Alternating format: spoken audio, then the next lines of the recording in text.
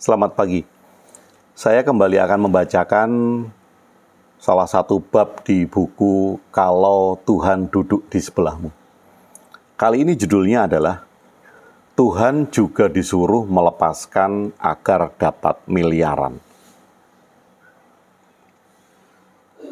Ruangan workshop itu dipenuhi harum lavender dan suara musik instrumental yang terlalu sering diputar di spa-spa mahal.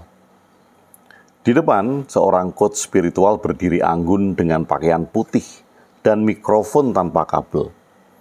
Senyumnya sehangat janji promo cashback toko online. Puluhan peserta duduk bersila, mata tertutup bernafas dalam-dalam. Ayo, bayangkan saldo rekening kalian bertambah, ratusan juta, miliaran, tanpa kerja, tanpa mikir, lepaskan. Semesta akan kirim kalian tanpa kalian harus tahu caranya. Begitu kata sang coach dengan suara yang disetel pada frekuensi cinta. Aku duduk di barisan belakang. Di sebelahku, seorang lelaki tua berpakaian sederhana. Rambutnya agak berantakan, kaosnya polos. Tidak wangi lavender. Tidak berambisi glowing. Tapi matanya tidak bisa disamakan dengan siapapun. Sejak awal aku tahu, dia bukan peserta biasa. Dialah Tuhan yang duduk di sebelahku dan tak ada yang menyadarinya. Sang coach kemudian melanjutkan. Jangan pikirin logika, fokus saja ke vibrasi, ke perasaan Anda. Keinginan kalian akan datang, rumah, mobil, partner hidup, semua. Tuhan menyenderkan punggung, miring ke arahku dan berbisik. Dulu, orang berdoa untuk hujan. Sekarang untuk down payment apartemen dan gaji 3 digit tanpa kerja. Aku menahan tawa. Tuhan membuka snack kacang dari kantong jaketnya. Seperti sudah tahu bahwa sesi ini akan lama. Di depan peserta mulai bersuara lirih. Ada yang bilang, aku melepaskan, aku kaya. Ada lagi yang bilang, aku sudah menerima kekayaan dari semesta saat ini juga. Ada lagi yang bilang, aku tidak butuh kerja keras, semua datang dengan sendirinya tanpa aku pikirkan. Tuhan menoleh lagi dan bilang, kau lihat itu? Aku hanya mengangguk. Tuhan kemudian bilang lagi, kalau semua dilepaskan, siapa yang akan masak siang ini? Aku tersenyum. Kemudian aku jawab, semesta mungkin? Tuhan pun tertawa tanpa suara. Seorang peserta di pojok barisan angkat tangan kepada coach dan bertanya, Coach, saya kemarin baru melepaskan mantan dan sekarang saya siap menerima 3 sumber penghasilan pasif. Semua tepuk tangan. Tuhan hanya mengangkat alis. Coach itu kemudian menjawab lagi, luar biasa, itulah vibrasi keberlimpahan. Tuhan berbisik lagi padaku. Kelimpahan itu bukan soal tak berpikir, tapi tetap hidup mesti pikiranmu lelah. Aku menatapnya. Tapi bukankah mereka cuma ingin merasa aman, Tuhan? Tanyaku pada Tuhan. Tuhan tersenyum. Kemudian berkata, keinginanmu untuk aman itu wajar.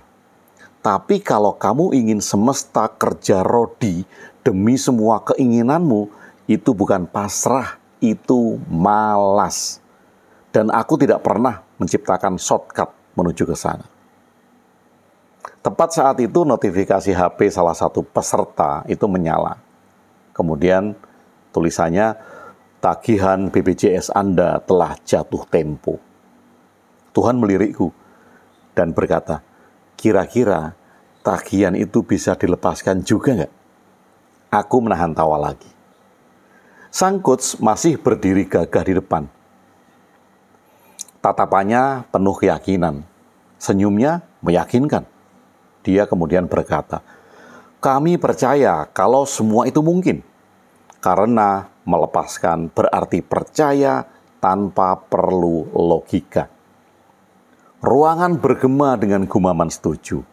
Beberapa peserta menutup mata dengan wajah penuh harapan, seolah mobil impian mereka sudah parkir di depan ruangan. Di sebelahku, pria tua itu, yang hanya aku yang tahu siapa dia, terlihat mengangguk pelan. Matanya tidak mentertawakan, tapi jelas tidak sedang mengiyakan. Dia berkata, "Percaya itu mulia," ucapnya lirih. "Tapi aku tidak ingat pernah menciptakan aplikasi transfer energi dari langit ke rekening. Aku sendiri harus bekerja selama 6 hari untuk menciptakan dunia." Aku tersedak tertawa, tapi kutahan dengan batuk. Tuhan menatap ke depan, ke barisan orang-orang yang kini mau menulis angka target manifestasi di kertas yang dibagikan. Salah satu peserta di pojok kanan merogoh tasnya, mengeluarkan biskuit, lalu berhenti sejenak. Ia tampak bingung. Mungkin sedang menimbang. Lepaskan diet, semesta akan mengurus metabolisme.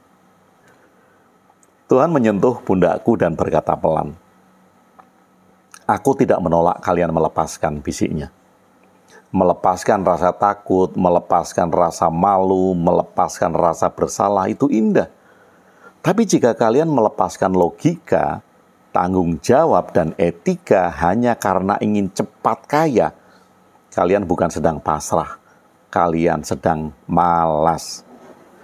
Coach menangkap gelombang energi yang mulai bergeser. Ia menatap kerumunan dengan sedikit gugup. Kemudian berkata, "Tapi konsep ini sudah diikuti banyak orang, ribuan testimoni. Lihat saja channel kami di YouTube," katanya. Tuhan tersenyum lebar. Senyumnya seperti seseorang yang baru saja melihat manusia mencampur air zam-zam dengan iklan MLM. Dia kemudian berkata dengan tenang, "Kadang keyakinan massal itu bukan tanda kebenaran, itu hanya tanda bahwa marketingnya berhasil." Ruangan terasa lebih dingin, mungkin AC mulai berfungsi, atau mungkin realitas mulai masuk pelan-pelan. Coach menepuk dada, mencoba memulihkan aura suasana. Dia berkata, "Kita lanjut ke sesi Affirmation of Abundance. Ulangi bersama saya." Di akhir acara semua orang rebutan selfie dengan coach yang katanya auranya kebuka banget hari ini. Aku menoleh ke kursi sebelah, sudah kosong.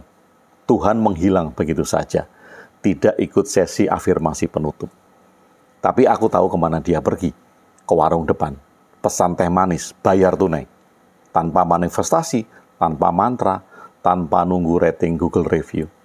Dan entah kenapa, itu terasa lebih ilahi.